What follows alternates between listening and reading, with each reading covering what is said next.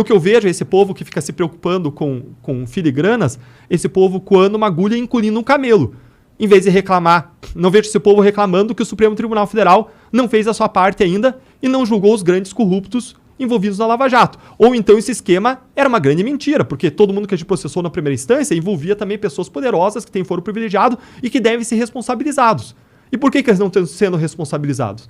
Essa é a questão. A gente precisa de uma atuação lá firme, de investigação profunda, como acontece em primeira instância, só que lá o sistema é todo engessado, é feito para não funcionar. Teve o desrecebimento da denúncia do quadrilhão do PP, eu nunca vi um desrecebimento de denúncia. Não sei se vocês acompanharam isso, mas não sei nem o que é isso. Cara, assim, como é que funciona um processo? O Ministério Público coleta provas... essa denúncia, mas na real eu não recebi não. Deixa quieto, olha, volta.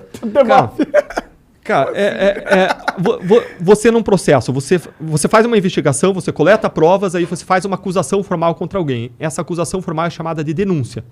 Então, tem dois sentidos de denúncia. Uma denúncia é a denúncia que a pessoa vai lá, fui na polícia fazer uma denúncia. Esse não é o sentido técnico de denúncia, esse é o sentido leigo de denúncia. Entendi. O cara foi lá reclamar de alguma coisa. Entendi. Mas existe o sentido técnico, que é a acusação formal apresentada perante o juiz.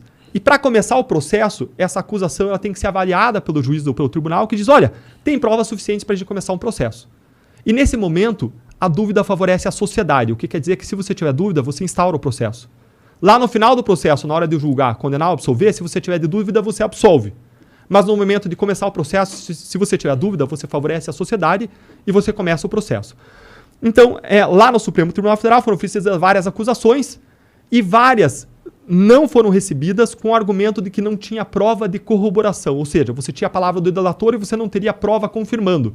Agora, em vários desses casos, ficaram vencidos, por exemplo, o ministro Fachin, a ministra Carmen Lúcia ou o ministro Celso, dizendo, não, tem várias provas de corroboração. Tinha caso que tinha vídeo gravado da reunião do pagamento da propina. Porra. E alguns ministros falaram que não tinha prova de corroboração. Caralho! Num dos casos, foi recebida a denúncia em relação ao quadrilhão do PP, que era o esquema de propinas envolvendo o Partido Progressista. E aí, teve uma mudança de composição do tribunal, entrou Cássio Nunes Marques no lugar de Celso de Mello, e aí o que eles fizeram? Depois de começar o processo ter sido recebido, eles reavaliaram o recebimento da denúncia envolvendo o PP, que agora tem pessoas em altas posições de poder, e eles desreceberam a denúncia. A gente nunca viu isso acontecer. Peraí, se eles instauraram o processo é porque tem fundamento para você seguir. E lembrem que a dúvida favorece a sociedade nesse momento, e não o réu. Lá no final que vai favorecer o réu. E aí o Ministério Público teria a oportunidade de apresentar uma série de provas ao longo do processo. E isso seria bom, seria saudável, porque você tem uma oportunidade probatória. Mas aí eles desreceberam, salvo engano, numa votação de 2-2, ali deu um empate, ou 3-2, mas ficaram vencidos aí os ministros Edson Fachin, a ministra Carmen Lúcia, e desreceberam a denúncia. Lá no Supremo é muito difícil por várias razões. Primeiro, tem aquelas decisões que eu mencionei que mudam as regras do jogo e aplicam para o passado, derrubam os casos. Em segundo lugar, eles exigem muito mais do que é necessário para dar começo a uma acusação criminal, para dar uma quebra de sigilo bancário, fiscal. Em terceiro lugar, tudo é muito moroso. Como eu mencionei antes, um recebimento de denúncia, que é esse ato de começo do processo, demora 5 dias na primeira instância. Quando demora isso, lá demora 600 dias. O ministro Barroso disse que isso é um escândalo. Casos que estavam lá no Supremo e que desceram para nós, sabe quanto tempo demorou? Para descer para nós, para ser remetido para nós em tempos de internet, demorou 6 meses. Um caso que veio para Curitiba e 1 ano, um caso que foi para o Rio de Janeiro.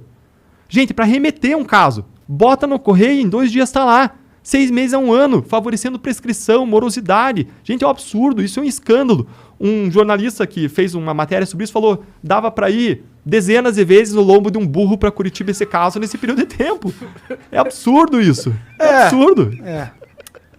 É foda conversar com... É foda. É foda porque ele explica de um jeito interessante de como o Estado tá fudido. Aí você fala assim, aí você começa a lembrar. Porque a gente sabe, todo mundo meio que se sente o que tá acontecendo. Mas quando vem e explica detalhe por detalhe o como que acontece, você vai pensar, realmente, né? Tamo fudido. Fudeu, mano.